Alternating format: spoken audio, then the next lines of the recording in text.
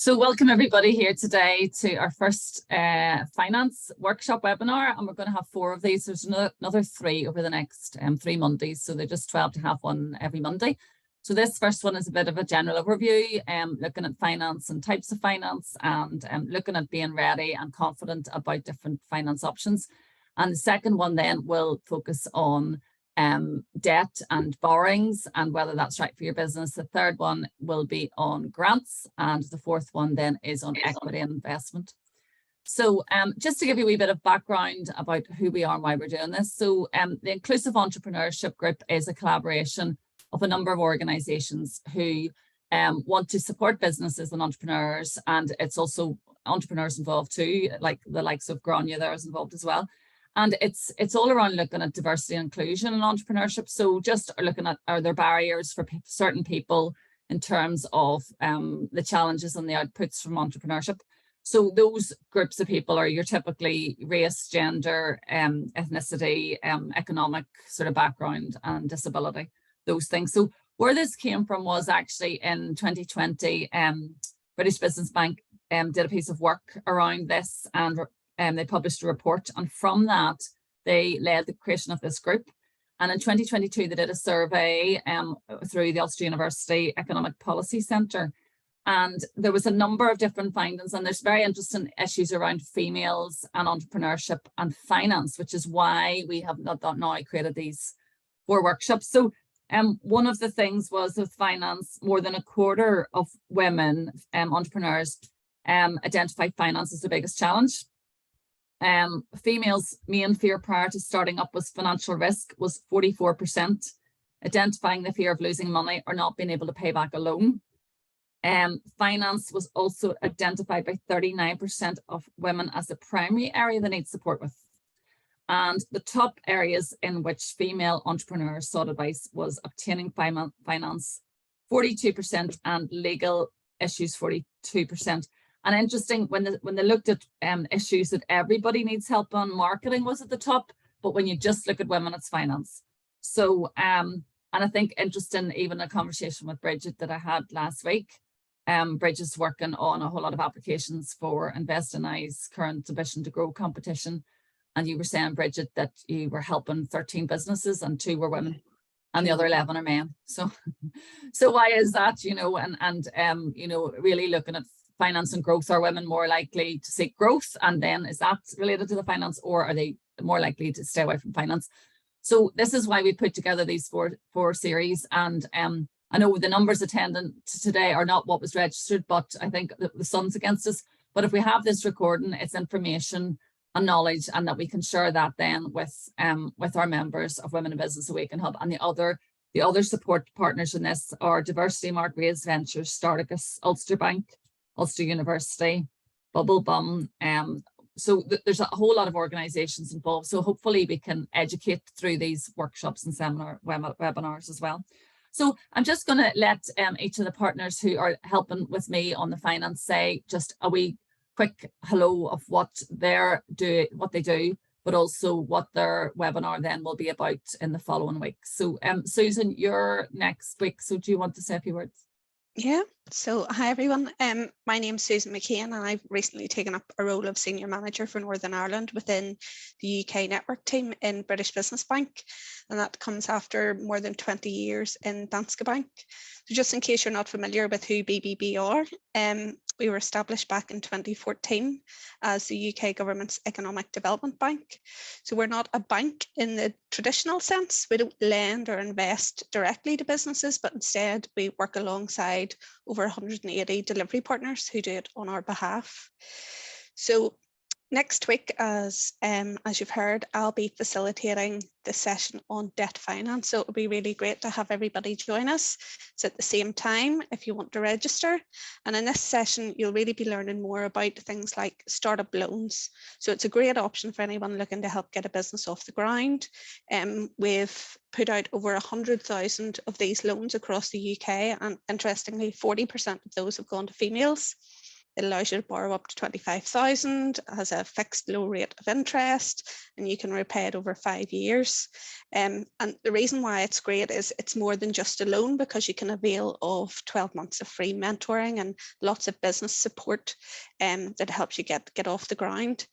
In addition, you're going to hear shortly from Judith, who will also be joining us next week, alongside Grania Williamson from Simply Asset Finance, Richard Keane from Wayflyer, and Rona Barber of White Rock, really just to chat about the different sources of debt finance and how they can help fuel your business.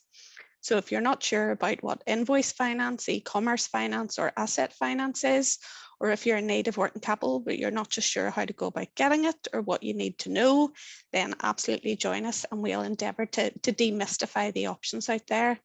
And then also finally, you'll get to hear from some phenomenal female founders who have taken the leap, and you'll gain insights into their experiences too. Brilliant, Susan. Thank you so much. That's brilliant. Grania, do you want to just tell us then, you're doing the grant session the week after. What is the content of that? So the content on the grant funding, Roisin, is, in a nutshell, we hope to give you a better understanding of grant financing and how it differs from other funding options. And we also hope to help you navigate the application process and the scoring criteria, which is really important that a lot of people don't think about. And that should help them with the grant writing skills. And it doesn't matter what stage you're at in your business, there are grant options available for pretty much every stage. And the one thing that I would say, and I represent all of you who think that your questions are too stupid to ask, and this is so important. If you don't understand an acronym or an abbreviation or a term, I never understood any of them and still don't understand the half of them. So please put your hand up and ask. And you have to believe me whenever I say that I have been where you are and I've asked all the stupid questions, more than you can imagine. So there's no judgment at all within this group. Please do ask the questions. Fantastic, Grania. Thank you. I think Mary hasn't been able to join us today. So then Mary's session will be the final one. It's on equity. So it's an overview on equity and finance, how to find investors. She's got broadly a capital coming on and Clarendon funding. Going to explain investment jargon, and then we'll have a number of entrepreneurs on too, and that's Mary from Awaken Hub will lead that one. So so just in terms of that's our partners in Grania. We're going to talk to Grania in more detail today. Let me see, I have a few polls here to just share with you. Margarita, have you got access to the polls? Mine have disappeared. Have you? So I have the poll feature here, so I can launch for you for your first one. Oh, okay, thank you.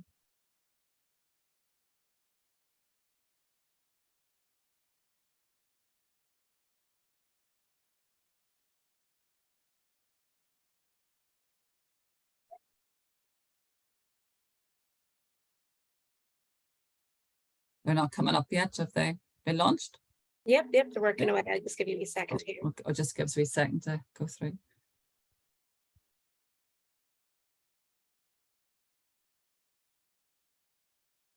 So I can read out the answers for you if you want, Roisin. So how willing are you to consider external finance to start and grow your business? Okay. So 0% are only interested in grants available. 55% are interested in a range of external finance options. And then when it comes to not being sure of what you want to learn about more options, that would be 45%. Okay. Okay, do you want to fire up the second one? I wonder why is that not coming up on my screen? I'm sure I can take my screenshot for you here. And yeah. After that was right. So.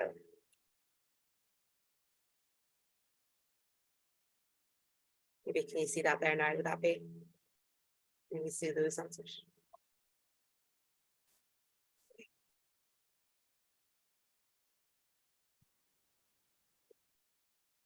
And there's your second poll. Okay, do you want to summarize? Yeah, so how do you feel about your understanding of the preparation required for applying for finance?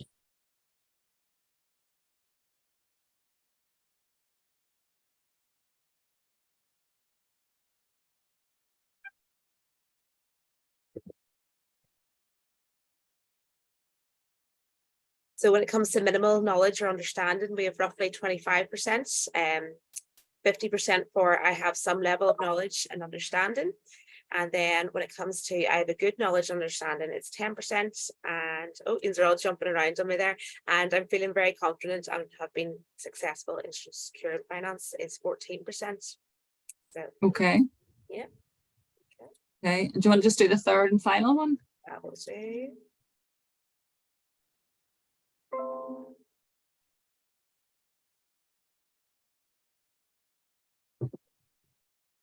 There we go. So it's how confident are you in applying for finance, for example, through grants, pitching, or loan applications?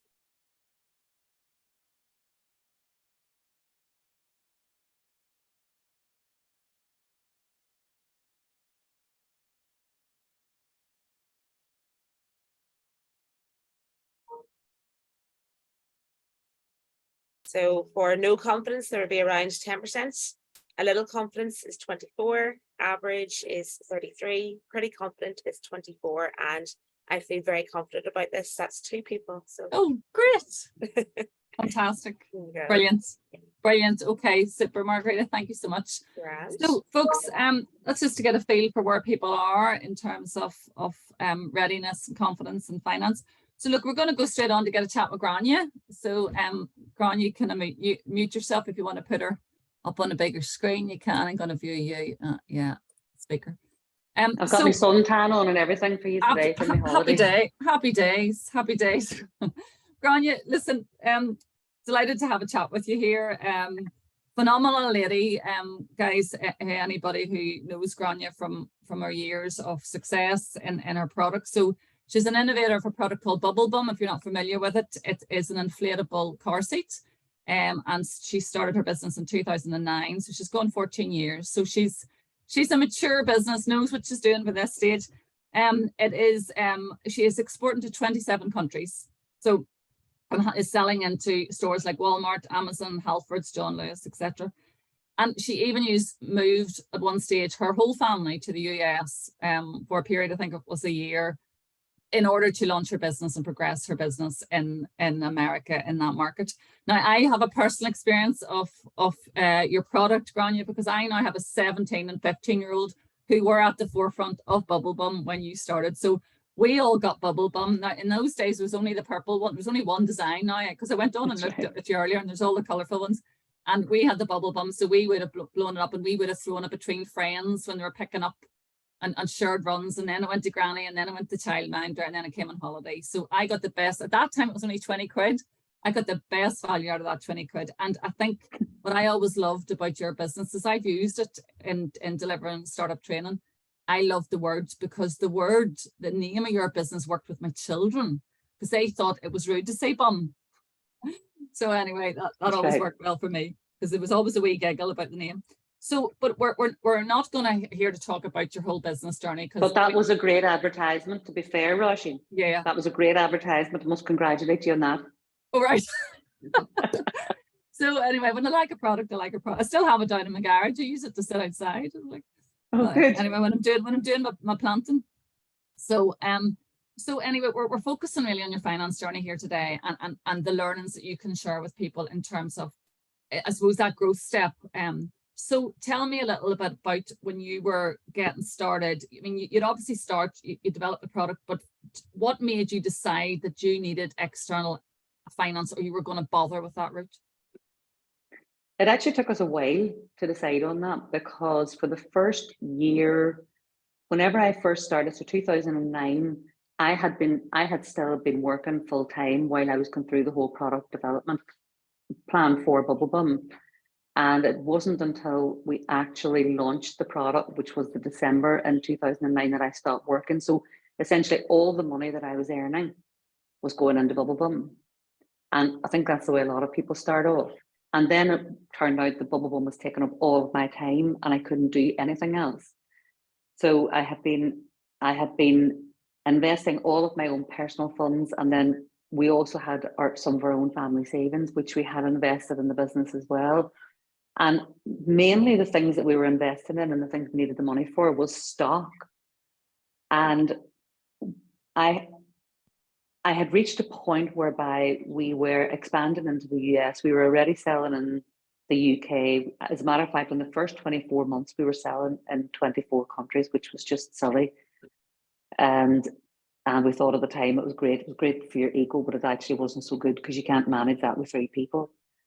And we then started realizing that for us to expand the business into America, that it was going to take a huge amount of marketing funding. And prior to that, I had gone to Invest NI. We weren't at the right stage at that point for Invest NI. And in fairness, they did come back and support us after that. But in the very beginning, they didn't understand our business model. And that's probably down to me for not being able to articulate exactly how selling bubble bums was going to be the same thing as selling widgets, because they used that example actually at the time and said, if you were selling widgets, we would know what to do with you, but we don't know what to do with you because you're selling car seats. So I probably should have articulated that better. But again, how do you articulate that when you don't know what it is you're trying to tell them? So we went out for funding in 2012. And initially I had gone to, I actually just wanted to do, I had never pitched anything before. And I wanted to do a pitch for funding. And I thought, where can I get an audience for this? And somebody had mentioned Halo to me in Belfast. And I thought, I'll go and practice there. And I rang up and I said, it was Alan Watt. And I rang Alan and I said, can I pitch next week? And he says, well, you'll never be ready next week, in 3 months' time. And I says, Alan, let me be the judge of whether I'll be ready. You tell me what you need today. I'll send you everything that you need. And then you can tell me whether I'm ready or not. And he says, okay. So he started asking me for all these financials and asking me for my business plan and all the rest. Anyhow, I had everything done anyway. And I sent everything to him that day. And I said, I'll be seeing you next week for the pitch then. And he said, you have to have a brass neck, you have to brass neck. So I went along to the Halo event and there were 22 investors that night that came forward that wanted to invest. Now, everybody else was going up and pitching. They might have been pitching for 20,000 or 40,000. And I thought, she may as well be hung for a sheep as a lamb. I went up and pitched for $1 million. Now, I didn't need $1 million. Well, I actually did need $1 million, but I didn't know at the time that I needed $1 million. I probably needed $500,000 as I thought. So I pitched for $1 million, thought I was getting great experience up here, pitching the product. And as I say, 22 people, they were literally queued around the table waiting to speak to me after I had come off from doing the presentation. And I've been chatting to the guy beside me the whole night at the dinner, and he was a lovely guy. And I went through the following weeks of interviewing these investors. And what Halo were very good at, because they put everybody together in a room and they were allowed to ask me questions. And what I very quickly learned was that a lot of the people that were in the room, when somebody's really trying to catch you out, well, they were really trying to catch me out. Yeah. And I thought, that's not a nice way to be. You don't want to be in their space. I am really direct to a fault, and I'm completely transparent. So I didn't like somebody trying to get me to trip up. And I just thought, you know what? You're getting into bed with these people because they're going to be part of your company, which is part of your family, for a significant period of time. And I thought, I'm not going to be able to work with any of these people. None of them. And I had done the same thing in a HBAN group. And that was actually similar. Now, this is only my own personal experience of it. Look, that's not to put people off. Yeah. But I found them to be tire kicking. And I knew that, first of all, they were asking me for all these different pieces of information. And I thought, so there's 3 of us in the company. How am I going to be able to run the company and provide them with the nonsense questions that they're asking me, provide all the answers to everything that they're asking, because that's what they were expecting. And from that, I learned that what I needed to do was to get myself together a group of independent investors and have one lead investor in that group, so that you're not reporting everything back to everybody, which is really what these people were expecting. They were expecting me to liaise with all of them. Sure, you couldn't run a business like that. And Grania, was it like, I'm not wanting to focus on gender so much, but was it a very male and I mean, was there anything there that there other women, or was it quite a male? All the investors, were they all male, or were they? It Was was a very mix? heavily male focused, but I'm Yeah. going to be really honest.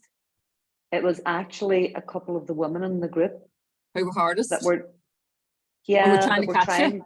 Catch out. yeah, and I just Exactly. thought, I don't like that. I don't mind being completely transparent with people, but I don't Yeah. like somebody trying to make you fall. Yeah, I don't, yeah, I yeah. don't think that's fair to do that. They really work into the word dragon then. I Being kind of, dragons, and basically. I'm not being funny. They weren't giving me big bucks. Yes, Like at that yes, stage, yes, it wasn't like, yes. I mean, it You was felt a it wasn't right small, for you. So then, I so just this felt it wasn't right. wasn't right. And this group then, how did this group then came about? Just, but you led this group independently. Well, I was actually sitting beside the guy at the Halo event, and he contacted me and he said, "Look, did you raise your funding?" And I said, "No, actually, I didn't. They all these people were there, but I can't work with them." And I said, "Like, and I'm not hard to work with." I said, "But I can't work with them because," and I explained to him the whole scenario, and he said, "Would it be okay if I put together a group instead?" So actually, the man that I sat with at dinner is now our lead investor, and he put together the group. And as part of that, they were raising, so we were raising 500,000. Now, here's what I will say to you. I remember one of my friends from Ernst & Young, he was the Ernst & Young finalist, and he actually was the winner in 2012. And he said to me, if you think that you need 100,000, he says, double it and add some, because that's really what you need. And I thought that I needed probably about 400,000. And I thought that about 400,000 will do it. But in reality, for me to grow the business much more quickly, I should have taken 1 million. Yeah, yeah, yeah. When you look back on it. When I look back, and I knew I should have taken more because he had already told me. But Yeah. the investor group were telling me that I didn't need more.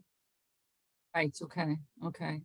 So I was actually listening to them quite a bit, which it was great at one level because I suppose from a corporate governance level, that was really helpful to me. Yeah. But on another level, I was believing, and I do think that this is because I'm a woman, I was believing, well, these guys obviously know more about business Yeah, you than I do. naturally assume because you haven't walked that road before, so you assume they know what they're talking about, and you tend to listen to them. And they do, Yeah. they do. Yeah. However, what I will say is they didn't know more about my Your business than I knew. Exactly. Now, Granny, And just I mean, yeah. throwing in there now, looking back, had you not gone for that investment now that you secured, would you have had the same growth or had the same outputs, or would it just all have taken you a longer time? Well, I definitely would have taken me a longer time to do that, but I probably would have gone out for a higher fundraise. Okay, had you That's not what I done would it have then? done. Yeah. And I actually managed to keep control of the company. So this is the other thing a lot of people are worried about whenever they're with an SME, and that's anybody that's with a small company. So I don't want to be talking on abbreviations. And I suppose everybody seems to have the same issues when it comes to going out for funding. And me as a woman, again, I was very keen to go out for funding. Like I just said, well, let's you go. just How needed much to do we need? You weren't I just fearless. said, how much You had do we no need? fear about that. Yeah. Okay. No, I actually had no fear around that. And what about grants and loans? So investment has worked for you. Did you also then get grants or loans or from other funding bodies, or is that not? We did. We actually got grant funding from Invest NI. Later on, you became a client. Yeah. Yeah, and we found that really helpful. You see, for R&D, it was really helpful for us with R&D because whenever you're trying to create a new product, you don't have the money to throw at it to create a new product. And they were like funding. Sometimes they'll fund 30%, sometimes it's 40%, sometimes it can be as high as 50%. Yeah, yeah. And I think what was really important for me there was that I was building a relationship with my client exec. Yeah. And making sure that they were keeping me in the loop or keeping us in the loop. Yeah. and keeping us in the loop. If there was any new grants coming up or any other They would let you opportunities know. coming You up, didn't need to they be were letting scouring the me social know. media all the time. They'll give you a nod that this is open. But the onus was on me to help them understand my needs and my business, because they're not going to be able to understand everything. Like they didn't understand our business model even. So whenever they started to understand our business model, then they knew what to give us. Yeah. And I think that's really important. Really important. Okay. Aye. And Grania, you mentioned when we were talking the other day about funding through Wayflyer for e-commerce businesses. Tell me what that is. So we find it very difficult to get funding. So it's very easy to get funding if you've got a purchase order from a customer and they say, we want 10,000 units and we want them in 4 months' time. It's very easy to get that funded. Well, it's much easier to get that funded. Whereas if you have somebody that says, I want 10,000 units and I'm not going to order them, they'll be taking 10,000 units, say, over a 3-month period, but you're getting an order every Monday or every Monday and Thursday, then you don't have the big purchase order for the 10,000 units to get funded. Yeah. And that's what we would refer to as speculative trading. Yeah. And it's probably the most difficult type of trading to get funding for. Yeah. But for e-commerce specifically, that is how people trade. It is speculative trading. So Wayflyer came into the marketplace, and truthfully, they have been a godsend for us because they're allowing us to grow. And I'm not even getting paid for this. I should be getting paid for this. But they are allowing us to grow. It's a short-term loan that you pay back every day. Yeah. So, and what they do is they came along, they looked at our sales on Amazon. They look at your books, and they looked at our bank account. You just look at your history, So they look at it and they looked at your trailing 12 months and then they looked at your trailing 3 months and they were looking at the seasonality in the business. Within 48 hours, they had transferred the money to us. Right. So there was none of this. I found it very hard. It's not a long, slow process that the banks, you have a business plan and forecasts and accountants. We applied for a CBILS loan during COVID, and we applied in March, and we didn't get money in the bank until November. Right. Yeah, it's very slow. It's quick decision making, quick action. Excellent. Yeah. So I'm kind of out of time here, Grania, and we'll bring you into questions when we talk to our other 3 entrepreneurs. But just sort of, what would you say to someone considering growth who needs finance, but is just afraid of letting go, of not being in control, or of having other people involved in their business? Well, I would suggest that you're very wary of who it is that you're having involved in your business. And imagine that you're living with that person when you're in the workplace, because technically speaking, you are living with that person whenever you're in the workplace or that group of people. And I would be very clear of my boundaries. Yeah. When I do that. And don't be afraid of raising funds. Like, that part of it shouldn't actually be a fear. Yeah. It's not the raising the funds, it's the who are you going to take the funds from rather than the actual raising of the funds. Yeah. Okay, because somebody said, you said something to me last week as well. What have you got to lose if you don't, and what have you got to lose if you do? And trying to weigh up it's the pros and cons of any big business's decision, I suppose, in terms of your way forward, and if you can't grow without funding, then, do you not want to grow? Do you want to grow? And try and look at it a bit more black and white. And sometimes I think women entrepreneurs there's a lot of emotion involved in their decisions. It's your baby as such, and letting go of sometimes of the control. So how do you shape it so that it works? You have to learn to give it up to foster care. Well, yeah, exactly. Or leave it at the childminders. I know, Grania, brilliant. I think we could talk to you for much, much longer, but look, that's been a brilliant intro, and I know you're involved in all of these, as well as a supporter of these sessions, and Grania is leading the one of the sessions on grants, so you'll get to hear more from Grania in those sessions too. So we'll take questions and answers after have a wee chat. I'm going to bring in our other entrepreneurs here. So we've got, I think hopefully is Laura's, I know she wasn't on there at the start. Hopefully Laura is on here somewhere. Has Laura joined? Laura, have you joined us? Is it me? Oh, you're there. No, you weren't on the start. So there you are. Oh, there you are there. I just didn't recognize you. Okay. Change the spelling of your name. That's why it is on my birth certificate. Okay. Gotta explain. So look, so we have 3 entrepreneurs on now to talk about their journey and all different sort of stages of this. I'm just going to close this door because they're letting the dog here and there's a noise. It's like these daughters bumming around who've now finished exams. So yes, we have just my notes here. Where am I? Yes, so we have Nicole O'Connor is from Learning Me, and Nicole is a startup client of Women in Business and Awaken Hub, who's been supported by both and has been a successful winner of Tech Start Women in Business grant of 35 grand and is an Invent NI finalist. She also won the Awaken Hub showcase last week or the week before. It's can't remember which, but and is doing an excellent job in terms of her development. It is an IT-based learning platform targeted at schools and education sector. We have Ashley Averell on here from iBrand Everything, and Ashley was on Women in Business Recent Growth Programme. She runs a merchandise business and she was winner of Innovate UK £50,000 grant. And Ashley I'm interested as well in hearing, because I know it took her 3 attempts. She had 3 goes and eventually got through, and we'll talk about some other support in terms of the bank, Intertrade Ireland, Invest NI.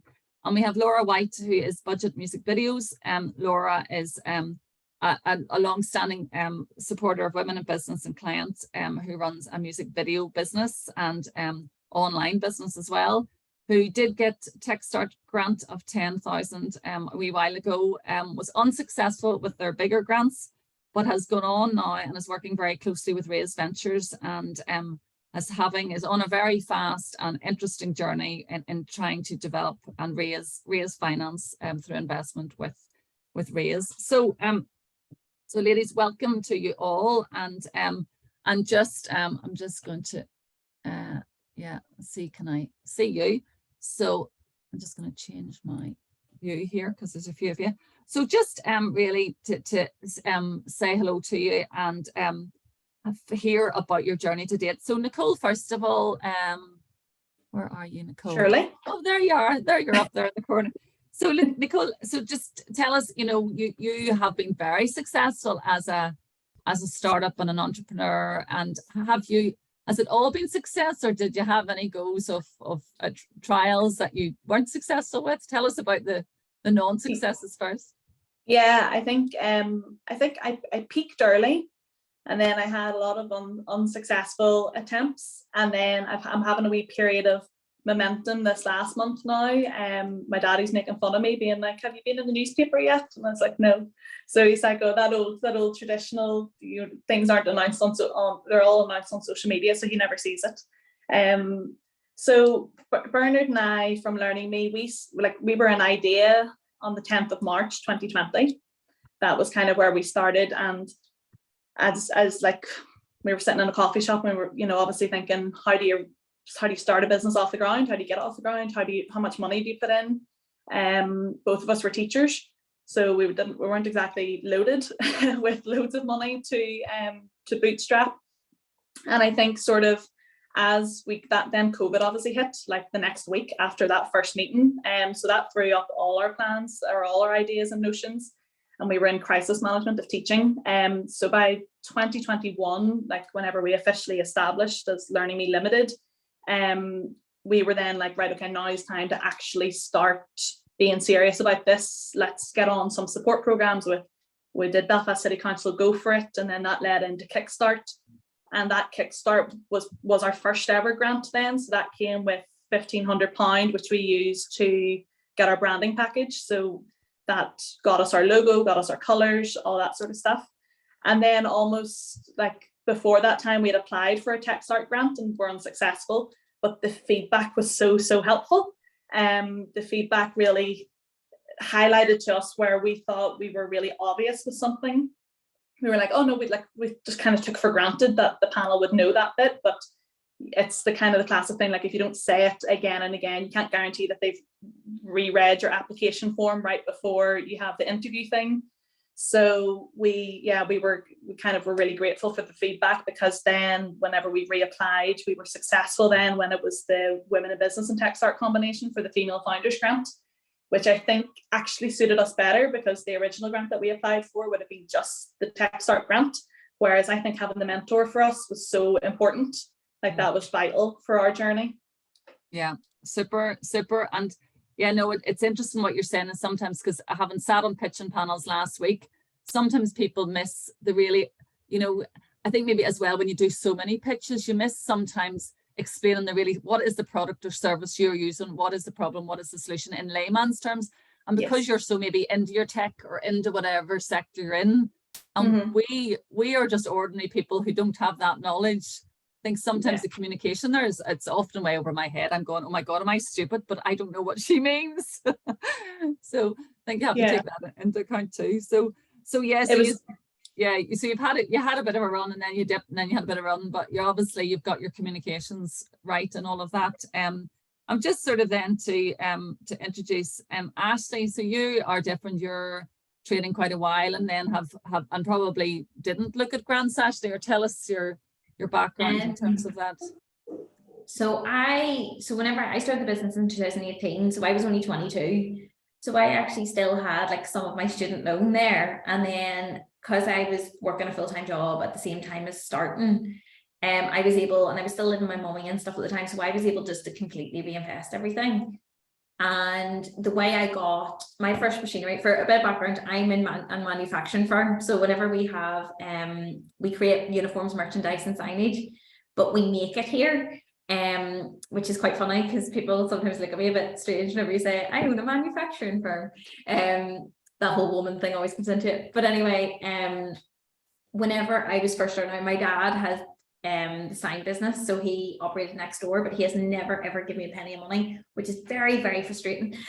But essentially what he said to me whenever I needed my first embroidery machine, I was looking at ones at like maybe £2,000, and he said no. He was like, no. He was like, you need to get asset finance and you need to delve in at the deep end. And it was like straight away, like loans for like 15,000 pounds our first machine. So that's how we kind of started that organically. But at the same time, I had also went to go for it, and they had give us, I think it was £8,000. It wasn't at a great interest rate, but again, Well, like again, was it the Enterprise Northern Ireland Loan Fund? Yes, I think it was. You got that, okay. Yeah, so I got that, and that was in the beginner stages. So that mainly kind of helped with cash flow. What's really funny about that loan is that they told me I could have it, but I wasn't allowed to quit my job, but I did. Okay. So I did, but yeah, so I did, and to be fair, like it's all paid off, all great, like there's never All good. But yeah, they were willing to give it a go, but that just really helped with the cash flow element and all that sort of thing. And then through time, we've had to continue to get asset finance due to just needing more machines. Was that through the bank, Ashley, then? Or? No, so that's actually through like a broker, like just so it would go to like Northridge, all the main. It'd be the same as people would. It's very similar to getting car finance, if anyone ever has ever done that. Yeah. So it's really good. And then whenever COVID hit, we actually fell in line with Invest in I. Okay. So, but that also fell in line with my pregnancy too, which I didn't tell them about. So my onboarding meeting was 2 days after I gave birth. So wow. Yeah, so I had a C-section, so I was all propped up like this. And incredible. Every weekend, I was like, oh, I give birth. You're not supposed to still be lying in bed, resting? No, not me. So yeah, so that's how we fell in line with that. But they couldn't refuse me then. Like they couldn't say no. My turnover was not meeting any of those thresholds. Okay. But they took me on. Excellent. Yeah, so then we got £10,000 for our website, which enabled that to be built. And then we have also worked with Pinnacle, who are based in Lisburn, on getting us a few bits of Intertrade Ireland, which is mainly consultancy. Some of it's really good. I think what my advice would be towards that element of things is make sure you have the right consultant. Right. As we've scaled up, I found that I don't have as much time now, and you have to make sure your consultant actually knows what they're doing, because sometimes you don't have time for all the detail required and all these applications. There's a lot of detail. Yeah, and I just kind of sometimes I find like I was like almost taking the paperwork off people, because I was like, I'll just do this myself. Like why are we doing this? But But yeah, and then so from that we went for Innovate UK. So that was our third go at Innovate UK. It took us just short of a year. Innovate UK grants aren't something that to be like, you know, it's not just a quick decision. Like there's a lot of work. Oh my god, like I was sitting in coffee shops. Like, well, there's the every day. application, but then the whole pitch you do is very, very detailed, isn't it? This whole pitch deck and Oh, it's hectic. Absolutely hectic. No, to be fair, like now we've been approved, so now we're just waiting on they have to check that you're actually a viable business and all that. So we're currently in those checks. But again, like the start date was meant to be the 1st of June. They pushed that back to the 1st of April or the 1st of August. And we were sitting going, we kind of needed to do this. Like, no, you need to get on. But at the same time, like, because we were at the stage we could have went for more asset finance, but if we done that, then we've no money left for anything else. Okay. And I was interested, you were saying about you went 3 times. So did you get feedback on after the first and second time? Oh yeah, we got, and I've actually got feedback from other people outside of just Innovate UK. So I worked with an amazing woman from VestMI called Debbie Vance. She's brilliant. I asked other people. Some people literally told me my application was so bad to not bother. Okay. So, which is really funny now because I'm like, well, it worked out okay. Yes. But because we're not manufacturing and we're not tech, I think sometimes people go, you're not that innovative, because we really just don't manufacture things anymore. But we do, and I'm really passionate about that. And I'm really passionate that because everyone's moving maybe more the tech way, we'll maybe be the only people standing in 20 years. Still delivering the physical goods that people still need. So, yeah, exactly. Super actually. I'll come back to you on some of your perspectives on things. I just want to hear from Laura. So Laura, yes, so I don't know, Laura, you've been, I don't mean this wrong way, but you've been around a while, have you? No. Your business is going for a good while, isn't it? Yeah, so I started Budget Music Videos in 2013. It was a video production concept in London. So I was helping musicians create content for YouTube, and it started off with something so small. You know, I was charging people like 200 quid for a music video, and then I was out in London for 5 years, and then I moved back to Northern Ireland, continued doing it while commuting to London. And then about 5 years ago, you know, I could see a massive turn in the digital world and that my job might become obsolete at some point. So I sort of thought, well, how can I make this more online, more accessible? But also I had so many international clients, and it was frustrating for me having to get on a plane and go everywhere. And I thought, well, wouldn't it be cool if I could just make the videos and you buy them from me online? So that started the whole idea of building, and I tested it. I've had like 5 websites since trying to build this. So we did build a prototype just before COVID, and then COVID happened. So we sort of hit pause on everything for a minute and kept doing research during COVID. It was a really good time for research for me to build out the market and build out some of my big platform partners that I now have. So since then, I think in 18 months, we managed to get 2,000 customers up to the site, onto the site, signed up to our current prototype, which is amazing. But with all the stats of the day, it's still really, really hard to get money. And we just rebuilt our final go-to-market platform, still in development, but we are announcing this coming Wednesday at Digital DNA the new name. We're going for a new company name, a new brand, and a whole new platform. So it's all go this summer. So you weren't a tech business, you've turned into tech business. When we were talking, it was interesting. There's a couple of points I thought were interesting. First is when you were successful TechStart, and then you weren't successful for going for the bigger amount. But you were saying to me as well, and I think this just resonates probably with a lot of women trying to grow businesses and push businesses and juggling life and other things going on too. But you were telling me how you kind of were at the end of your tether and had enough. And then tell me what happened last year. You went to Digital DNA and you were fed up, you had hit a wall. What happened? It's quite a funny story that a year ago I went to Digital DNA and I had given up, and I had literally started shutting everything down. And I thought I had a free ticket, and I thought, nah, I'll go here and see if I can get a job. No joke. This is 1 year ago. I said, I can't do this anymore. I have no money left to spend on it. Don't want to go back to doing what I was doing before. And, you know, I'd had a big no from Techstart again. And I just thought, and so I said, walked in, saw some people I know, saw some more people I know, and I just broke down in front of somebody. I said, I can't do it anymore. I've had enough. I can't get the support. I have banged on every bloody door. Nobody's listening.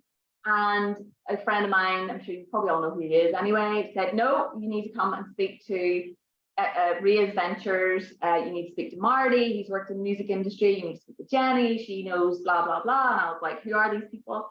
And they sat down with me for about 2.5 hours during Digital DNA and ran through my entire business, and then invited investors to the table. And then they invited music people to the table. I was sitting there in awe, and they all got it.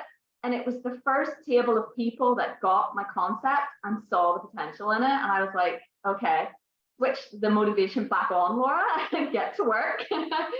And then they put me on their accelerator program last September. So I've spent the last 9 months pitching or preparing to pitch, doing all the really legwork of the business that needed to be done in front of investors. So, and I'm on that road right now. Amazing. I think that's just fantastic that, you know, it resonates a wee bit as well with Grania, that sometimes just, you know, we go to these network things, and I know a lot of us are in business support organizations encouraging networking, but it's just, you never know who you're going to meet in the conversation you're going to have.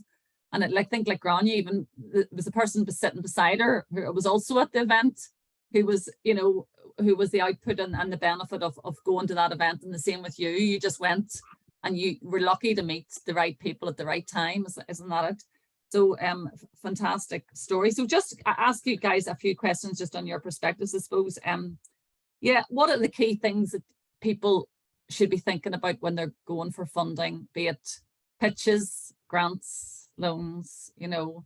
Any thoughts and advice there, Nicole, on things that, or things you might have done differently than you had you known? Definitely, I probably would have learned storytelling a bit earlier. Okay. I think that was one of the ones I'll give a hat tip to Awaken Hub for. This so many fantastic events about storytelling, and I thought it would always seem quite like, oh yeah, an idea, like just tell a story and communicate that. But that is the essence, as you kind of touched on it earlier. Like if you can't understand someone's product, but like I'm so invested in mine, I know it inside out, you know, but I have to be able to explain it in a simple way. So I think having the storytelling, but also having that backed up with organization, that you have a little bit of structure, you know, like how to, you know, when it comes to an interview or question times, about what your go-to-market strategy is, or what, you know, what's happening for the future, that you have that long-term vision.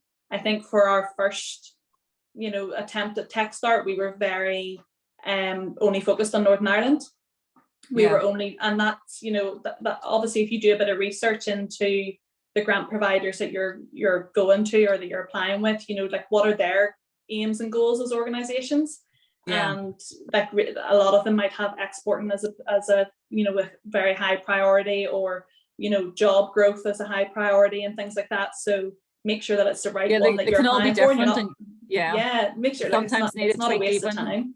Your forecasts and what you're showing in terms of whether it's an investor, whether it's a bank, or whether it's a grant. I know I have done that a little bit. Ashley, have you any thoughts on that in terms of what advice you would give to people, or just from your pain and your gain? I think, like, I know this is a wee bit contradictory, but like have a set of balls. Because I think sometimes whenever we're actually maybe talking about the finances or talking about turnover or talking about things, I think we're very like, oh, but I'm just an SME and I'm this and I'm that. And I think especially whenever you're going for like maybe finance, like an overdraft facility with the bank, you know, make sure you're communicating properly the potential in your business. Because what I've learned is, especially in manufacturing, corporates don't quite understand what I do. And then sometimes you really have to hold their hand and take them on an actual journey. And again, storytelling, but even just because there has been times, especially like where we've had silly amounts of orders and no cash flow, like to buy in the stock. Like I think I have dealt with all those problems. And as Laura said, like, see, just asking for help, the amount of people that come forward and go, right, I'm going to refer you to this person, and then you can talk to this person. And even if that person just gives you a little bit of advice to get you to the end of that week without breaking down, you've done okay. But I think it's all about just being able to communicate what you need and when you need it. What about figures in the different things, be it pitches, grants, loans, whatever, are figures asked? Do you need to be on top of those? Oh yeah, no, you need to be on top of them. You need to be like, even, and they'll question them, like no matter how much you know them, they'll still come back and they'll say, are you sure on that figure? And you'll be like, yeah, and here's my quotes to back it up. So the more, but again, even if it's something that you're like, oh, I don't know, like, have I done that sum right? Just carry on, like, be confident. Also have a good relationship with your accountant, have a good relationship with your bank. Because I think even like if I rang my accountant right now, like I think he's in Portugal on a golfing thing, like he would answer. Right, like, okay, because he knows it's you.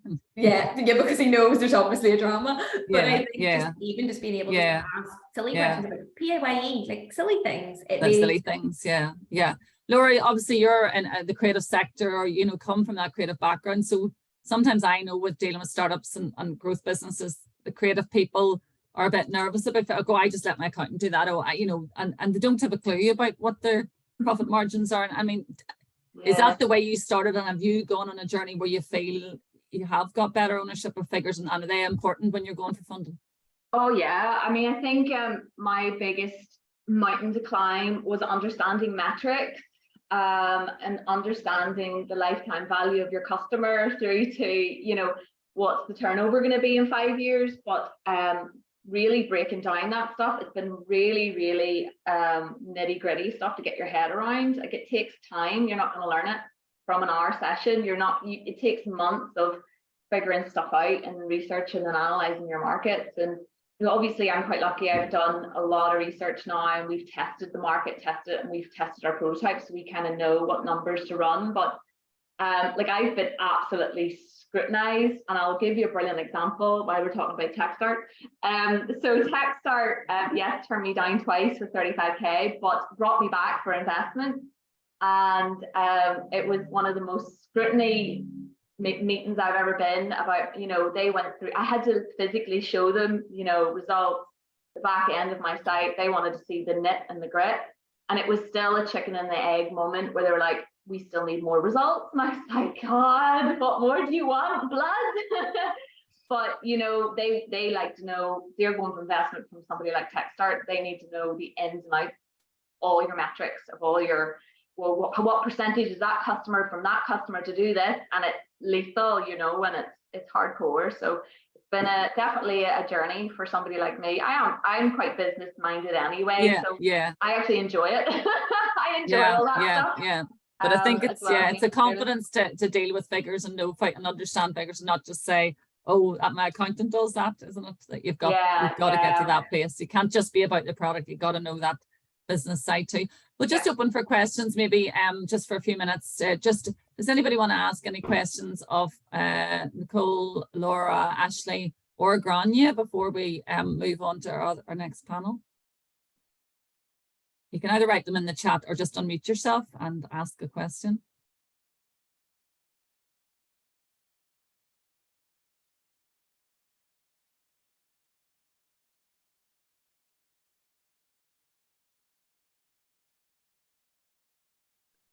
No takers. We're off the hook. You're off the hook. Well, we'll come back to you, because I think there's a lot of points. There's a lot of points there that you guys are raising, which is actually really relevant to what our next panel will talk about. So I might come back to some of those issues and ask more about those. I just wanted to say, just a point that you made, Laura, before I move on, was the current climate with investors. You said you know, I know the banks are very risk averse at the minute. I know a lot of clients can't get money from the banks, and then other sources of lending does become important. You made a comment that you also felt that investors were a bit more risk averse at the minute too. They are. There's definitely, I think if you were in a room full of them, they tell you that.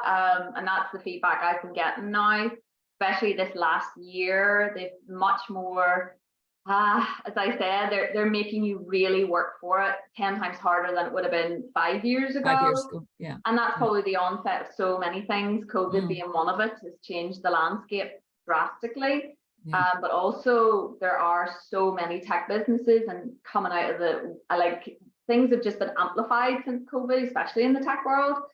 So investors, I think, are overwhelmed and swamped more than likely. Yeah. But yeah, they're being really risk adverse, and they're making you need to prove your concept, and they're not giving money out to people who haven't done anything yet. They want to see some groundwork first. That's generally the feedback I've been getting. Yeah. I've got groundwork, but I'm still struggling. So it's not easy at all. Not easy. Mhm. Not easy. Okay, brilliant, Laura, thank you. So I'm going to introduce you now to a few finance experts, we'll call them, for want of a better word. So we have three people joining us today. We've got Bridget Duggan, who is BD Consultancy, and Bridget has a team of consultants based in Mid-Ulster and has worked, I've known Bridget for a while, has worked really in the startup and growth market of business mentoring, training and support, writing business plans, grant applications, funding applications. So I suppose Bridget has a few different services, but the one that we're going to focus is really your strategy and development, which is looking at working capital and finding finance for people and preparing the documents that they need. It was interesting in the chat with I had with Bridget that she said that 95% of her clients are male.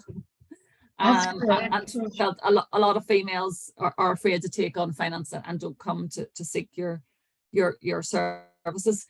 We have Mark Johnson from Johnson Financial Solutions. Mark has a background in banking. He was with the Ulster Bank for 25 years. He's a broker who provides access to finance for SMEs. Typically, Mark told me that he would be working with clients who are trading at least a year and dealing with finance from 10 grand upwards. And the funding is for commercial property, hire purchase and leasing, cash flow or growth funding. So Mark sources the funding on your behalf and helps you get ready for applying for funding. And we have Judith Totten on from Upstream. Judith is, I know, has been a big supporter of women in business work over the years and is a member of Women in Business. Judith was 22 years in Danske Bank before starting the business and now is 12 years into her journey. So Judith provides loan finance to businesses. So rather than, she's not a broker, she's not a consultant, they are a provider of finance. So they're like a bank, but it's their own private funding and works mostly with manufacturing, wholesale, distribution and services. But rather than, I suppose, in my view of I don't have a load experience of all these different types of debt finance. So rather than you go to the bank or Enterprise Northern Ireland for a set amount of money and then you pay it back. And this is more the working capital finance, which is sort of a continual finance related to stock purchases, invoices and sales. Typically Judith is working with businesses at a much higher level of financial need and very often working with a client who's a cocktail of funding, which might be venture capital, bank account, Invest in I, etc., all embedded in. Now, Judith is coming back to the finance session in 2 weeks to talk specifically on the different types of finance. So I'm going to be more picking her brain in terms of her own finance journey and her own experience as an entrepreneur and her thoughts and advice around that side of things as opposed to actual her business offer. So so thank you for joining me guys today. And really, I suppose you've sort of listened to our entrepreneurs and some of their very recent experiences with finance as well. So just yeah, I suppose first of all, I mean, you can introduce yourself as we go on, but yeah, what are the key things that people should be considering when they're looking at external funding? Maybe start with you, Judith. What is your thoughts on that? I think probably I'll reflect on what everyone almost said in this call today, which is that everybody's journey is different and everyone's business is different. And I think Gráinne opened it up very nicely by saying there's no such thing as a stupid question, because I asked plenty.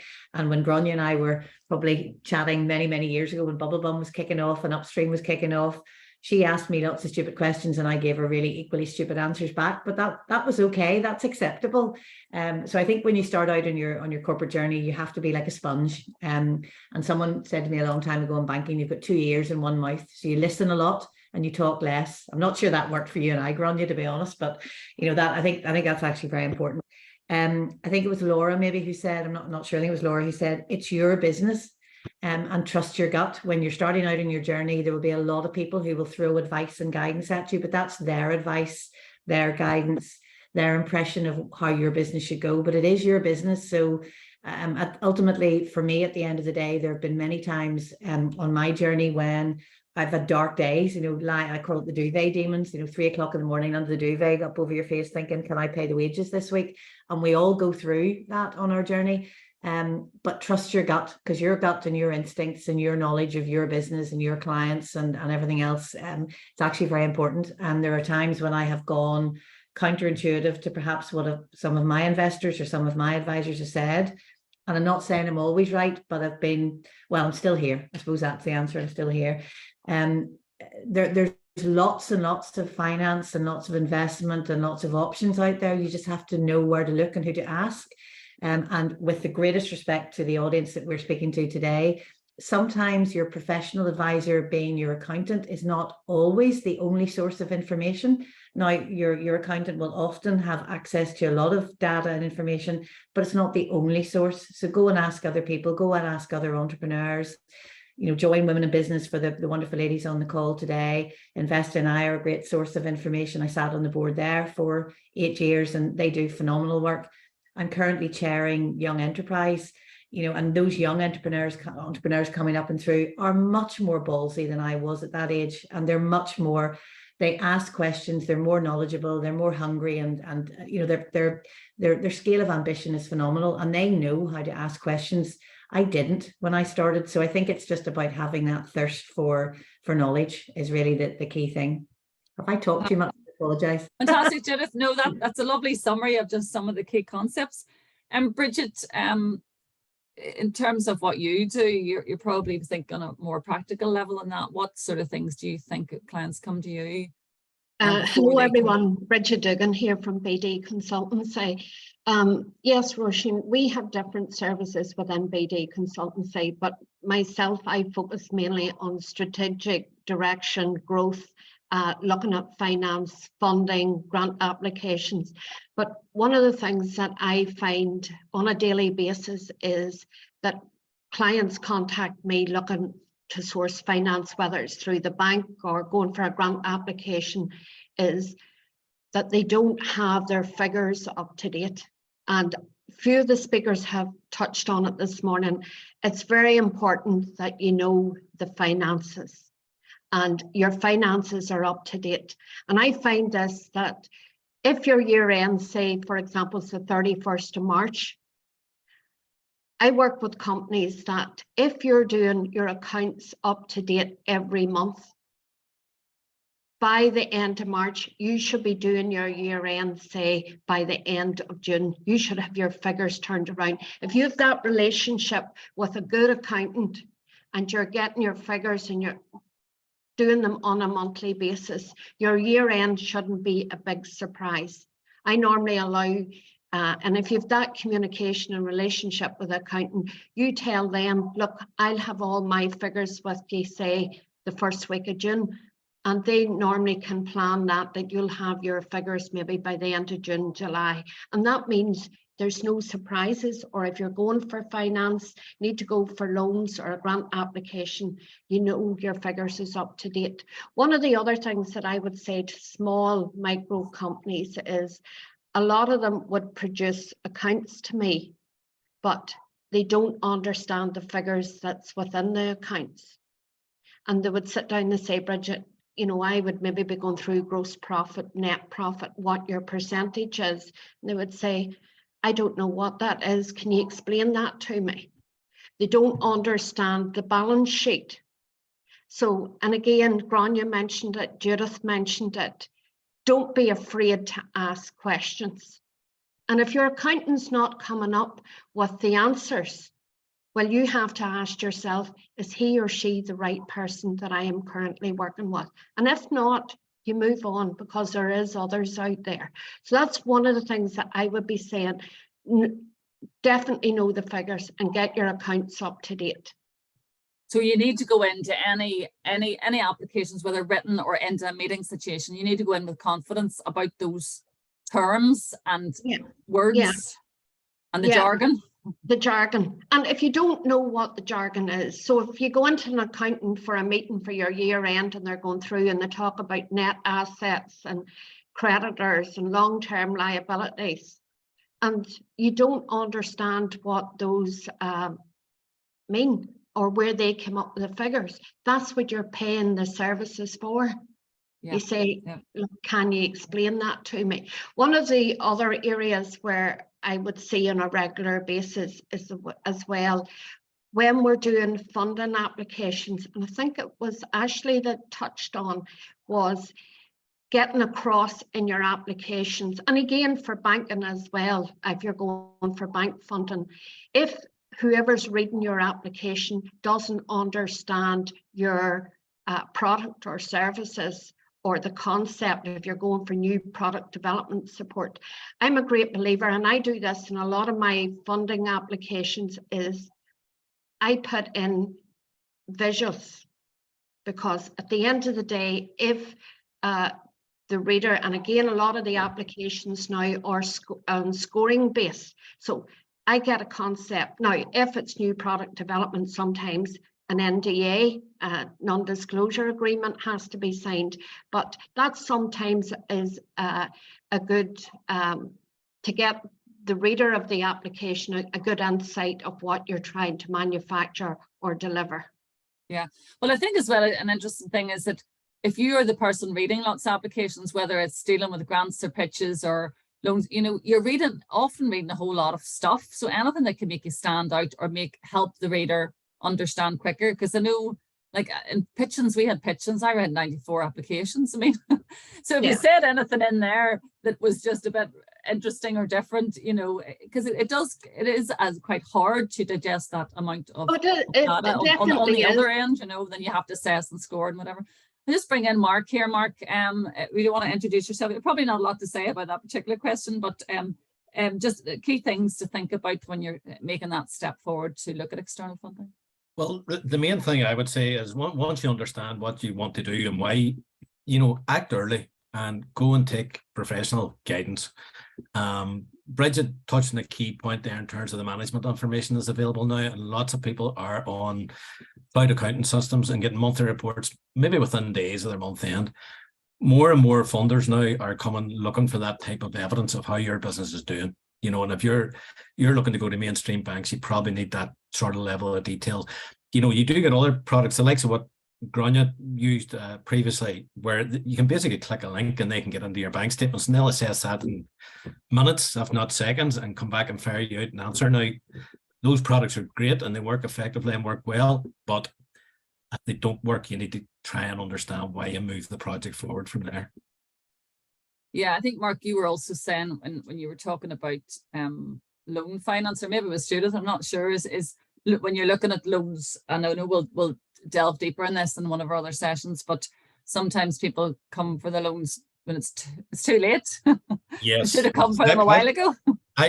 Look, finance isn't a subject matter that a lot of people like, and look, if you talk about marketing, a lot more people get excited and sexy and everything else. And what we said earlier about the terminology around the matter, you know, it does put a lot of people off and they tend to back away from it, you know, but the earlier you deal with it, the better. Yeah. Judith, have you comments on that? They come to you when they're already in dirty waters. Yeah, no, I think somebody used the word earlier about demystifying. I think, and maybe Mark and I were guilty of this in years gone by. You know, bankers tend to mystify finance, because maybe it makes us look good. I don't know, but actually, there's not a lot of mystery about finance. You borrow money and you pay it back. It's really as easy as that, or at least you borrow money, or should I say, I lend money in the faint hope that somebody will pay me back. You know, so it's that kind of dynamic, but. It is all about preparation, knowing your business inside out, which you should do. I mean, you shouldn't be running a business. You shouldn't be an entrepreneur if you don't know your business inside out. Then put down on paper where you want to go, what your strategy is, and maybe how you want to scale, the market you want to attend to, the gap in the market you're filling, whatever it is. You put that all down on paper and then get someone to help you or build your numbers around that. And if you take that plan to a funder, and you can articulate that plan and they can talk through with you the gaps in the plan or the risks or the mitigants, how you fill those gaps.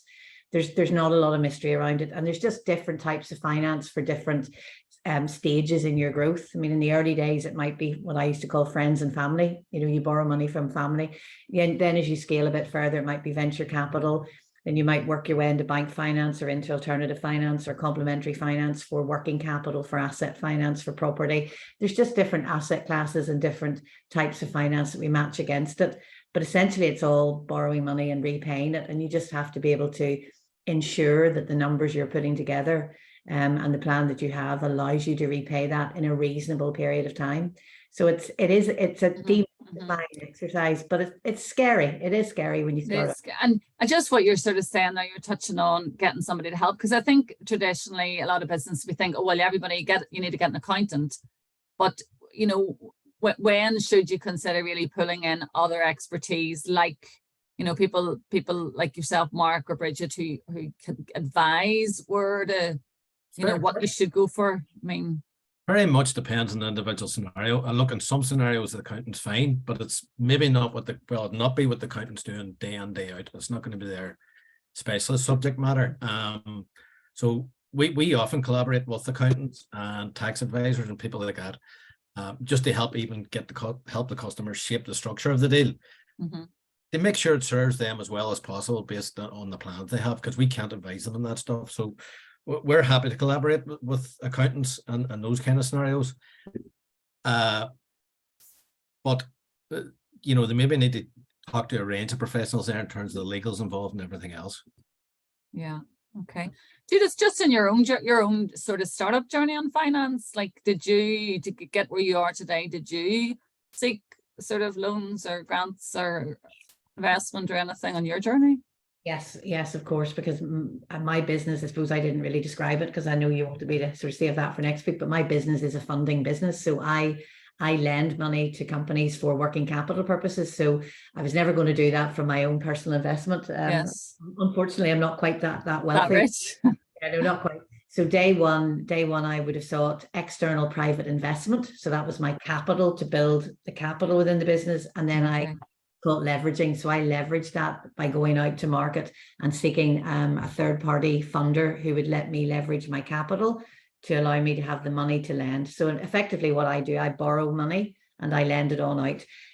So it is, I suppose you could liken it almost to like a private banking type structure. Yeah. So on day one, I started my business actually 12 years ago there on the 1st of June just passed. And I started my business with 500,000 of capital and 5 million of debt. So I started in day one with 5 million of debt. Now I didn't draw it all down in day one, but and it's quite amusing listening to somebody saying about ladies being averse to risk. I don't think I told my husband that for about a year after I started the business, because he would have had a coronary if I told him that I borrowed 5 million quid on day one. And he's an accountant, by the way. Wow. But amazing that maybe your experience having been in the banking sector, you didn't have the same fear about money that other people I grew up never to borrow any money from anybody. I mean, that was the culture. It was save in your credit union and you don't spend money you don't have. So I don't know if that was just a culture in my house, but it was certainly culture past. I think that's a big aspect in business if I don't borrow money. So exactly, yes, would have crashed on day two. It's part of your business, but I don't know if that's a Northern Ireland thing or a women thing or I think that's very much a Northern Ireland thing. And somebody once said to me, he said you have to think in terms of there's good debt and there's bad debt. If you're going out to borrow for a TV you can't afford, then that's bad debt. But if you're looking to do something creative with your business and grow your business with it, then potentially that's good. You're looking to use money to create growth, then that's a different story. Just then, grant funding, Bridget, you're probably the most experienced on that. You know, sometimes people do say it's an absolute nuisance. Have you any thoughts on that? I hear that. Is it always worth bothering with? I would say yes, you have to exhaust the grant, what grants is out there. But what I do is when a client comes to ourselves and looking at grant support, I normally sit down and say, right, what's the project here? What are we going for grant funding for? What's the need? And I would sit and say, right, have we a chance of getting this application through before I would even start it? So that's where I say, right, has the client got everything in order are they at the right timing to go for the grant funding? And I'll use the example that's out at the moment, Ambition to Grow. Invest NI are closing on the 16th, and like we are inundated with applications for that. But I have sat down with all my clients. I go through what I call the business planning questions or the project questions. Firstly, to see that they meet all the criteria that Invest NI is looking for. And from that, then we developed the applications. But again, before I would put pen to paper to edit an application, I pulled together all the information. Finance is one of them. You know, if they're already trading, have they got all their figures? Have they got management accounts? Have they got the last 2 years trading accounts? And looking at, you know, where are you at? Where are you looking to go? What do we need to put in place to help you get there? And that's looking at not only the finances, but what other resources does the business need to put in place? And that could be from staffing levels right through to your marketing budgets, right through to maybe staff training, which sometimes costs money, or management information systems. So it's putting all the costs into your plan of action. Yeah, and Bridget, you mentioned something to me the other day, which is a good reminder, was, you know, one of the downsides with grants is you actually have to spend the money often before you get it. That's correct. So it can, and you often have to, you know, Invest NI might fund 40% or 30%, or so you also need your own funding there too. So what's your thoughts on that? Well, the businesses needs to have the working capital in place before they can draw down the money. Like I'm talking here mostly Invest NI's money. So, and that's one of the things that you have to show in your application, that you do have the working capital in place. And again, a lot of, even more so, the startups believe grant funding, when they hear the word funding, they sometimes believe they get the funding first. That is not the case. It's all, you spend the money and then you do the claim. Yeah. So some of them might not actually be able to fund the taking on the grants, you know, so you have to look at that whole bigger picture. Well, that's where we would sit down then, and I work closely with Mark as well. You know, how much are we raising here? How much money do we need to raise for working capital? Is there other ways and means? So they may need some loan finance as well. Yes. To complement and work with that. Yeah. And it's looking at the working capital. Who do we tap into, whether it's asset finance? Now, again, a lot of the funders won't fund if it's, say, on asset finance. I'm thinking of the rural development funding that has been out in the past. Like you're not allowed asset finance for that. That normally is funded out of working capital or loans. There was a good example there, Bridget, recently. Is it worth sharing? Which one was that, Mark? There was a new commercial bespoke build for a business, and we were able to get the development finance to actually build the property, and then that'll be structured onto a term loan, fund a lot of the new plant machinery that they brought in to create capacity within the business, and Bridget had done all the growth plans and the funding applications behind that as well. Yeah, and that was a successful one. And again, like, and maybe from females' point of view, a lot of our clients in BD consultancy, as I said, Roisin, would be male dominated. We do have females, but I believe sometimes females won't knock on the doors that they need to knock on. So again, that's where I help them. I had one client, and I'll give you an example. She had been to Invest NI, and she said, but I got nowhere, Bridget. And I says, but I believe your application will be successful. And it was because she wasn't talking the language. Yeah, you have to know that the buzzwords and the lingo. The buzzwords. And I think some people get very nervous about that whenever they're talking to client executives or stuff, and they just... Yeah. So what I say, don't be afraid to ask, and ask plenty of questions. Keep knocking on those doors, and you will succeed. Provided your plan stands your business is right. Yeah. A bit like Gráinne's example earlier, you have to keep educating yourself and take what you learn as you go. But if somebody says no, so what? You dust yourself down, you reassess the situation, and you go back again. Exactly. And there is always a little bit of subconscious bias in decision making, you know, of different, you know, if I really know a sector or a market or a product, or it's something that I would buy, then you can be a bit more prone to it, to support it, than it's something that is unfamiliar to me. So I think you have to take that into consideration. Sometimes getting a different client executive or somebody else to look at it, somebody else to give their opinion. So because we are all humans and we do all have opinions and different influences. Is there any questions for our finance panel there that anybody wants to either put in the chat or unmute yourself there and ask? Getting off very lightly here with questions today. Can I just say, and Grania's a great example again of the importance of mindset and all this. You have to be brave, and to some degree you have to be prepared to take risk and go forward. Absolutely. I couldn't agree more. Somebody else said earlier about growing a set of balls or whatever. You just you have to do it. It's not very good to say that on a women in business call, really, but you know, you do have to do it, and don't take no for an answer. And I think sometimes in women in business, we kind of fall into the trap of thinking we want to be treated differently because we're women. And yes, we should be treated. But we should be treated fairly and equitably, because actually life is not about being treated differently because you're female or because of your gender or whatever. It's about being treated equitably and fairly.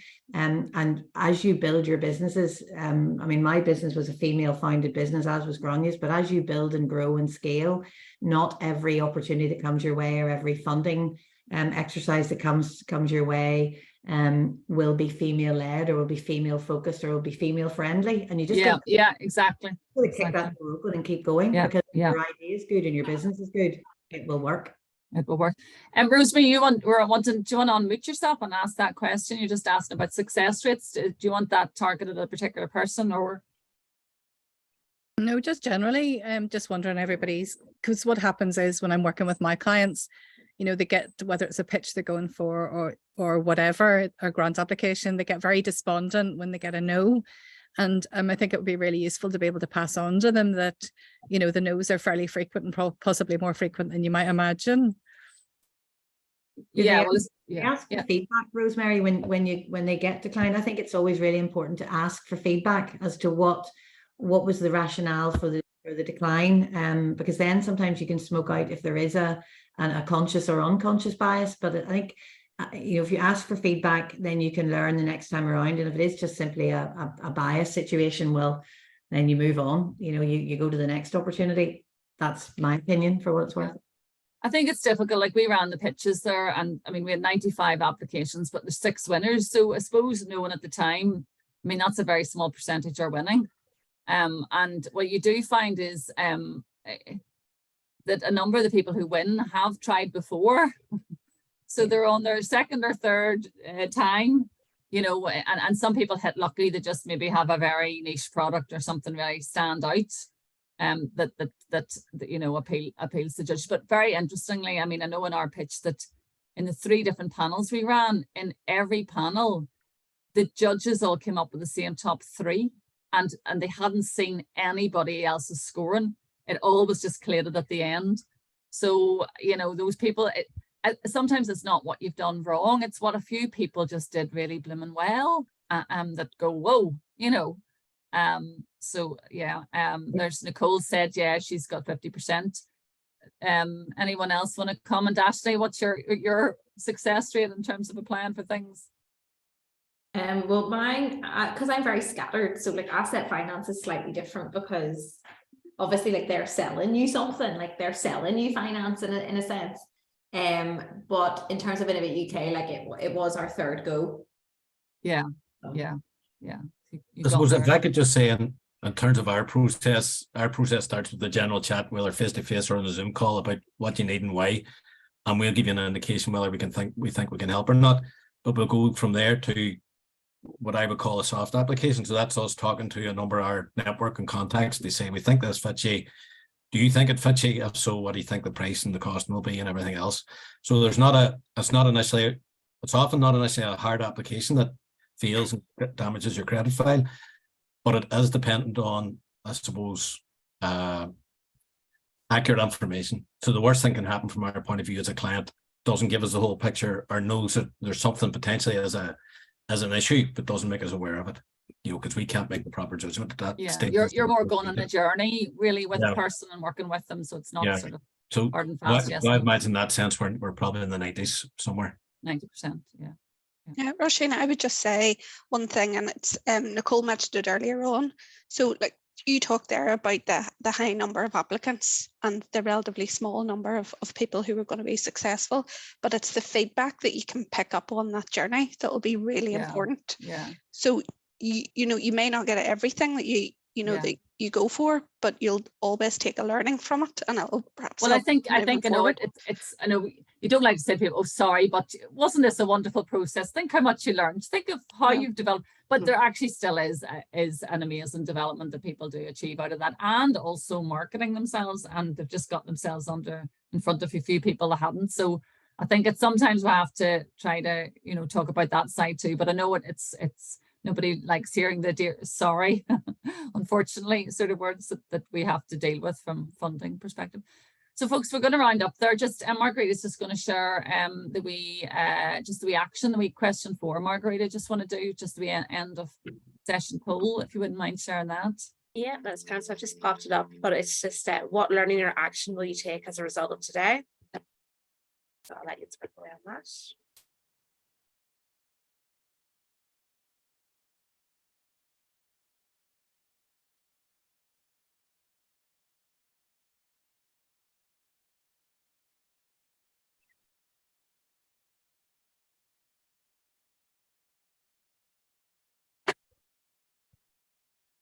Are you able to see results there, Margaret? I can't see anything. Yeah, so for those considering external finance for my business, 12%.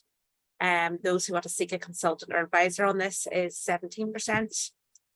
People would like to attend more finance sessions and learn more would be 44%. 28% of people would need to review their financial needs and their growth strategy. So 17% then feel that they have no actions for now, but feel better informed. Good. And no one clicked that this confirms your thoughts, so you don't need any extra help. It's supportive. Okay. Super. Okay, folks. Well, listen, thank you so much to all the partners for being on here today, and to all our speakers. We really do appreciate. I know you didn't get actually speaking that much with so many of you on, but there was some great conversations, great takeaways, and I think it is beneficial. We have recorded some of those great takeaways so that we can share with other members of our networks who want that knowledge and support, because I do think it's a subject that there's not enough focus on, not enough information on. And I know even when we were planning, we have our entrepreneurship conference next Friday, and we were talking about themes. We're running lots of masterclasses, and we know if we put on sessions about TikTok and videos and influencers, they're full. And if we put on a finance one, that poor finance trainer will be standing with hardly anybody in it, because everybody goes for the exciting stuff. So I think we do need more attention on this whole area, and to get women, if informed decisions that it's not for them in terms of growth is absolutely fine, but we want to ensure that they do have the information and they do feel confident about making those decisions and where to go to for help and support. So thank you to everybody for being here today, and we'll be back on again. If it's useful for you or for any of your clients or other people please do send them our way, and they can register for free and send them for next Tuesday is debt finance and then grants and then equity. So go and enjoy the sun. Thank you.